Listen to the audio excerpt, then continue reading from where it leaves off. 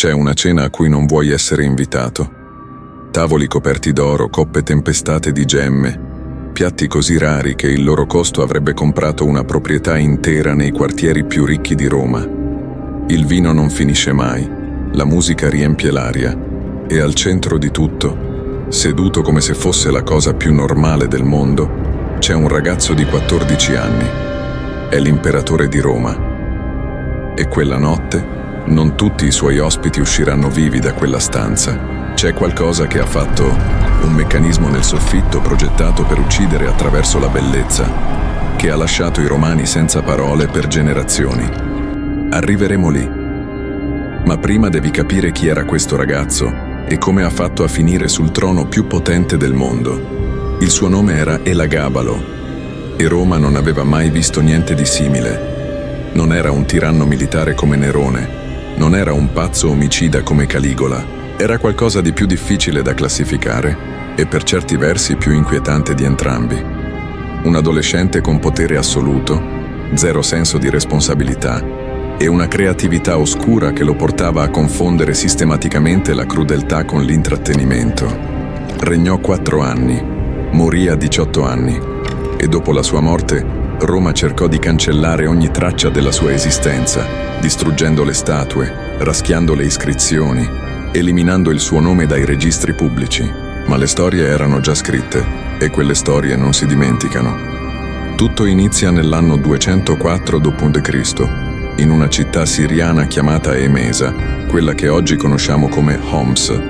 Il ragazzo che diventerà Elagabalo nasce con il nome di Vario Avito Bassiano e la sua vita è già tracciata prima che possa camminare. La sua famiglia appartiene all'elite religiosa della città e lui fin da bambino viene addestrato come sacerdote del dio locale Elagabal, una divinità solare la cui forma fisica è una pietra nera conica, un meteorite che gli abitanti di Emesa credevano fosse caduto direttamente dal cielo. Quel ragazzino danzava per quella pietra, le offriva sacrifici vestito di seta e gioielli. La sua devozione era totale, sincera e per gli standard romani completamente incomprensibile. Ma c'era una connessione di sangue che nessuno aveva ancora capito quanto sarebbe diventata potente. Sua nonna, Giulia Mesa, era la sorella di Giulia Domna, moglie dell'imperatore Settimio Severo. Un filo sottile, quasi invisibile, tra un tempio siriano e il trono di Roma. Quel filo diventa una fune nel 217 d.C., quando l'imperatore Caracalla viene assassinato. Il suo sostituto, un prefetto chiamato Macrino, è un disastro. Perde battaglie, firma trattati umilianti e i soldati stanchi e frustrati lo odiano con una ferocia che cresce ogni giorno. Giulia Mesa, che ha trascorso decenni a osservare come funziona il potere imperiale, vede la sua opportunità e la coglie con una freddezza assoluta. Inizia a far circolare una voce tra le truppe di stanza vicino a Emesa. Il giovane sacerdote, dice, non è solo un lontano parente della dinastia severiana, è il figlio illegittimo di Caracalla, il vero erede al trono, il sangue che Roma merita. Era vero? Quasi certamente no. Ma i soldati non stavano cercando la verità, stavano cercando una bandiera da seguire, e questo ragazzo giovane e carismatico, con la sua presenza magnetica e i suoi gesti solenni da sacerdote, sembrava già qualcuno destinato a comandare. Le legioni lo proclamano imperatore. Macrino viene sconfitto, catturato, giustiziato, e un ragazzino di 14 anni si mette in marcia verso Roma per reclamare il trono del mondo. Pensa a cosa significa questo concretamente. Un adolescente cresciuto in un tempio, la cui intera educazione è consistita in rituali religiosi e danze sacre, viene messo a capo di un impero di 60 milioni di persone. Senza formazione politica, senza esperienza militare, senza la minima comprensione di cosa significhi governare. Sua nonna Giulia Mesa e sua madre Giulia Soemia lo accompagnano a Roma con un piano preciso. Il ragazzo farà da facciata, loro gestiranno il potere dall'ombra. Per un po' quell'accordo regge. Mesa gestisce il Senato, Soemia gestisce la corte, ed Elagabalo si dedica all'unica cosa che lo interessa davvero, il suo Dio. La prima cosa che fa quando arriva a Roma non è incontrare il Senato, non è ispezionare le legioni, non è esaminare lo stato delle finanze imperiali. Costruisce un tempio sul Palatino, la collina più sacra di Roma, erige un santuario per il suo meteorite siriano e poi dichiara che da quel momento Elagabal è il dio supremo dell'impero, al di sopra di Giove, al di sopra di Marte, al di sopra di tutti gli dei che Roma aveva venerato per 1000 anni. Cristiani, ebrei, samaritani, tutti devono portare i loro oggetti sacri al nuovo tempio affinché il suo Dio possa essere l'unico Dio di tutti. Per i romani, questo non è semplicemente strano, è un attacco diretto all'identità della civiltà. E quello che sta per succedere durante le cene del palazzo è qualcosa di cui nessuno ha ancora la più pallida idea. Ogni estate, Elagabalo organizzava una processione per il suo Dio attraverso le strade di Roma. Un carro trainato da 6 cavalli bianchi portava il meteorite attraverso la città, ma ecco il dettaglio che lasciò i romani a bocca aperta. Nessuno teneva le redini. Il carro avanzava come se il dio stesso lo guidasse, mentre Elagabalo camminava all'indietro davanti ad esso, gli occhi fissi sulla pietra, senza mai girarsi, sorretto dai suoi attendenti per non cadere. Danzava, cantava, eseguiva i suoi rituali siriani in piena vista pubblica, mentre senatori e cittadini guardavano in un silenzio che mescolava l'orrore con l'incredulità. Quella non era riforma religiosa. Era qualcosa che Roma non aveva il vocabolario per descrivere. E mentre Roma cercava di metabolizzare questo spettacolo, all'interno del palazzo stava succedendo qualcosa di molto più personale, molto più oscuro. Qualcosa che avrebbe reso il meccanismo nel soffitto della sala da banchetti la scena più agghiacciante dell'intero regno. Ma ci arriviamo. Elagabalo amava i banchetti con la stessa intensità ossessiva con cui altri imperatori amavano le campagne militari, e riversava le risorse dell'impero nell'organizzazione di feste di una scala e di una stranezza senza precedenti. Il cibo era progettato per scioccare. 600 cervelli di struzzo serviti in un unico corso, piedi di cammello, lingue di fenicottero, ghiri al miele. Ogni piatto era incrostato di gemme così preziose che ognuno valeva quanto una villa romana. Arrivava ai suoi banchetti su un carro trainato da donne adornate con elaborate decorazioni. Mescolava scaglie d'oro e perle nel riso e nei piselli, costringendo i suoi ospiti a mangiare letteralmente la ricchezza. L'ostentazione era calcolata, sistematica, progettata per ricordare a ogni ospite chi decideva cosa valeva e chi no. Ma il cibo era solo il palcoscenico. L'intrattenimento vero era quello che Elagabalo faceva ai suoi ospiti.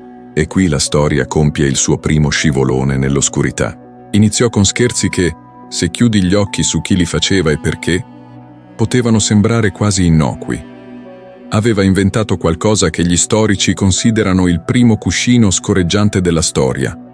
Sacche di cuoio gonfiate d'aria nascoste sotto i divani dei convitati.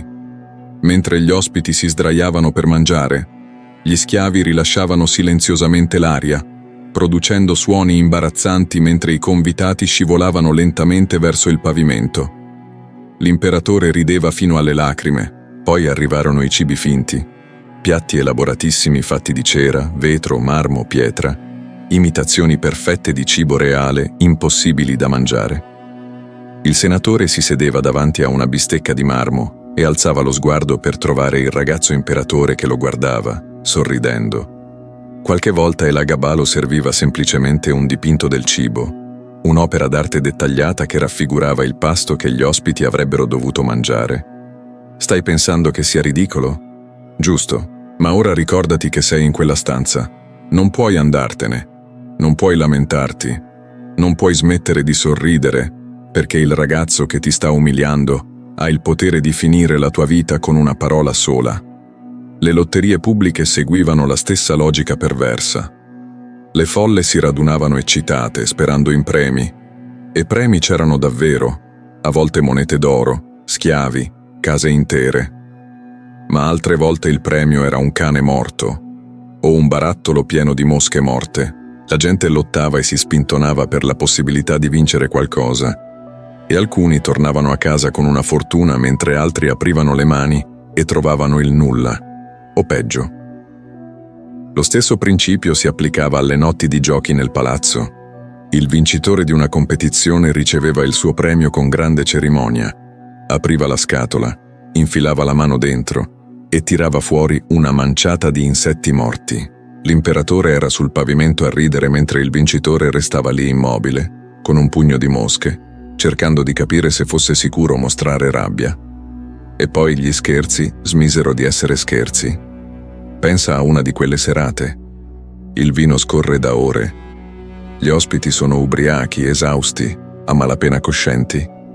L'imperatore generoso offre loro stanze nel palazzo per dormire. Grati, barcollanti, crollano nei letti che i servi hanno preparato e nelle ore buie prima dell'alba Elagabalo manda gli animali. Leoni, leopardi, orsi. Erano addestrati, ma un senatore che si sveglia dal sonno del vino e trova un leone adulto in piedi sopra di lui non lo sa. Non sa che l'animale non attaccherà. Sa solo che è solo nel buio con un predatore e la paura è totale. Alcune fonti antiche riportano che certi ospiti morirono di spavento, attacchi cardiaci nell'oscurità mentre il terrore li sommergeva. Altri rimasero permanentemente segnati ed Elagabalo, ascoltando le urla risuonare nei corridoi del palazzo, pensava fosse la cosa più divertente che avesse mai sentito in vita sua.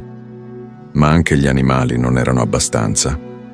Nelle settimane in cui quelle notti di terrore nel buio si moltiplicavano, dentro il palazzo prese forma qualcosa di ancora più deliberato, un gioco costruito attorno all'acqua, alle ruote e alla capacità umana di reggere la paura ripetuta senza cedere. Secondo le fonti storiche, faceva legare persone a grandi ruote posizionate sopra l'acqua.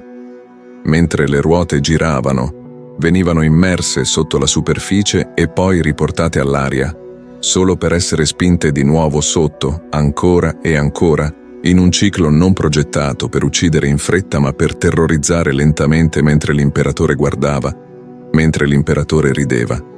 E poi, in cima a tutto questo, c'era il meccanismo nel soffitto. Quello che stai per leggere è rimasto nella memoria collettiva per 2000 anni. Ed è il momento in cui la storia di Elagabalo smette di essere strana e diventa qualcosa d'altro completamente. La Storia Augusta, una delle fonti antiche principali su questo periodo, descrive una struttura costruita nel soffitto della sala da banchetti di Elagabalo, un pannello reversibile che poteva essere aperto dall'alto durante una festa. Al segnale dell'imperatore, il pannello si apriva e i fiori iniziavano a cadere sugli ospiti. Non qualche petalo sparso, non una pioggia delicata pensata per incantare, una valanga. Tonnellate di petali di rose e violette che si riversavano dall'alto in una cascata spessa e continua, mentre la stanza si riempiva e i petali salivano intorno alle gambe degli ospiti, poi alla vita, poi al petto, poi oltre. Il profumo diventava soffocante, il peso diventava schiacciante, la bellezza diventava un'arma. Gli ospiti cercavano di spingere attraverso i petali, di alzarsi, di raggiungere le porte, ma le porte erano chiuse, i petali continuavano a cadere e l'imperatore guardava dall'alto su una piattaforma elevata, al sicuro sopra il diluvio floreale, osservando i suoi ospiti dibattersi mentre i fiori li inghiottivano. Diversi non sopravvissero, soffocati sotto il peso di ciò che avrebbe dovuto essere bellezza, mentre il ragazzo imperatore guardava e chiamava tutto questo divertimento. Elagabalo aveva 16 anni quando i fiori uccisero i suoi ospiti. 16 anni. Un'età in cui la maggior parte delle persone pensa alla scuola, alle amicizie, a capire chi sia. E le morti non lo fermarono. Non lo fecero nemmeno un secondo riconsiderare. La settimana dopo c'era un altro banchetto, un altro gioco, un altro scherzo. Perché per lui il confine tra commedia e assassinio non era sfumato, non esisteva affatto. E fuori dalla sala da pranzo, nello spazio pubblico di Roma, stava accadendo qualcosa che faceva tremare le fondamenta della civiltà romana in modo ugualmente devastante. Aprì una casa di piaceri all'interno del palazzo imperiale, non in un'ala nascosta, nel centro del palazzo dove si gestivano gli affari dell'impero. E in almeno una occasione documentata, Elagabalo apparve nel foro romano vestito con abiti femminili, truccato, circondato da una folla che aveva radunato come un generale prepara le truppe. Per i Romani, il foro era il cuore della civiltà, il luogo dove erano nate le leggi, dove il Senato aveva costruito la Repubblica, dove l'impero aveva preso forma. E lì stava il loro imperatore, che violava ogni aspettativa di cosa significasse incarnare Roma. Poi venne la Vestale. Le Vestali erano le donne più sacre di Roma, sacerdotesse che avevano giurato castità assoluta, che custodivano la fiamma eterna nel tempio di Vesta, talmente venerate che qualsiasi violazione del loro voto portava a una pena senza appello. Venivano sepolte vive. Quella era la serietà con cui Roma trattava la loro purezza, e Elagabalo ne sposò una. Sposò la Vestale Aquilia Severa, pubblicamente e ufficialmente, sapendo esattamente cosa significasse. Quando il Senato protestò e i sacerdoti espressero orrore, Elagabalo rispose che l'unione tra un sommo sacerdote e una somma sacerdotessa avrebbe prodotto figli divini. La divorziò. Si risposò con qualcun altro. La risposò di nuovo, come se l'istituzione più sacra di Roma fosse solo un altro giocattolo da prendere, lanciare e raccogliere quando si annoiava. Nel 221 d.C., 3 anni dopo l'inizio del suo regno, Giulia Mesa capisce che è finita. Ha visto imperatori salire e cadere. Sa con la fredda certezza di chi ha già costruito un imperatore che Elagabalo è spacciato. Il Senato lo odia, l'esercito lo disprezza. E Mesa, quella stessa donna che aveva orchestrato la sua ascesa con una voce falsa e la complicità delle legioni, trova il sostituto nel cugino di Elagabalo, Alessandro Severo, più giovane, più quieto, il tipo di ragazzo che avrebbe ascoltato sua nonna. Convince Elagabalo ad adottarlo come erede, ma Elagabalo vede esattamente cosa sta succedendo e tenta di far assassinare Alessandro più volte. La guardia pretoriana si rifiuta. Hanno già scelto il loro prossimo imperatore, e non è il ragazzo che serviva loro cibo finto e buttava i leoni nei loro letti. L'11 marzo del 222 d.C., i soldati assaltano il palazzo. Elagabalo cerca di nascondersi. Alcune fonti dicono che lo trovarono in una latrina, accovacciato nello sporco. Il ragazzo che aveva mangiato da piatti d'oro, ora premuto contro le pareti di un cesso, sperando che gli uomini con le spade non lo trovassero. Lo trovarono. Aveva 18 anni. Sua madre Giulia Soemia, la donna che lo aveva difeso attraverso ogni scandalo e protetto da ogni conseguenza per 4 anni interi, fu abbattuta accanto a lui. Madre e figlio, caduti insieme nello stesso istante. I corpi furono mutilati, agganciati e trascinati attraverso le strade di Roma, passando per il foro dove aveva sfilato in abiti femminili, davanti ai templi dove aveva installato il suo dio straniero. Provarono a gettarlo in una fogna, ma il corpo era troppo grande. Lo trascinarono fino al Tevere e lo buttarono in acqua. Nessuna sepoltura, nessuna tomba. Solo il freddo dell'acqua e la corrente che portava via ciò che restava di un ragazzo che una volta aveva posseduto il mondo. Il Senato decretò la damnatio memoriae. Il suo nome doveva essere cancellato da ogni registro pubblico, le sue statue distrutte, le sue iscrizioni raschiate via. Roma voleva dimenticare che Elagabalo fosse mai esistito. Ma non si dimentica qualcuno così. 2000 anni dopo siamo ancora qui a raccontare la sua storia. E forse la cosa più buia di tutto non sono i leoni nei letti, non sono i fiori nel soffitto, non è nemmeno la Vestale sposata e divorziata come un capriccio. La cosa più buia è che Elagabalo era un ragazzo di 14 anni messo sul trono più potente della terra da una nonna che voleva il potere e da una madre che lo amava troppo per dirgli no. Nessuno dei due gli insegnò dove stava il limite. E quando non c'è nessun adulto nella stanza disposto a tracciarlo, la differenza tra uno scherzo stupido e un omicidio diventa sottilissima. Se sei arrivato fino a qui, c'è una cosa che voglio chiederti davvero. Non per obbligo, ma perché mi interessa sapere. Qual è il momento di questa storia che non riesci a toglierti dalla testa? I fiori nel soffitto? Gli animali nei letti? La Vestale? O forse la nonna che ha costruito e poi distrutto suo nipote con la stessa mano? Scrivilo nei commenti. Non c'è risposta giusta. E se c'è una storia che vorresti vedere raccontata su Italia Nascosta, un imperatore, una battaglia, un luogo dimenticato, qualcosa che senti che nessuno racconta nel modo che meriterebbe? Dimmelo. Questo canale è fatto di quelle storie e molte le scopro grazie a chi guarda. Se non sei ancora iscritto, fallo adesso, non perché te lo chiedo io, ma perché ci sono centinaia di storie come questa che aspettano di essere tirate fuori dall'ombra e non vorresti perdertele.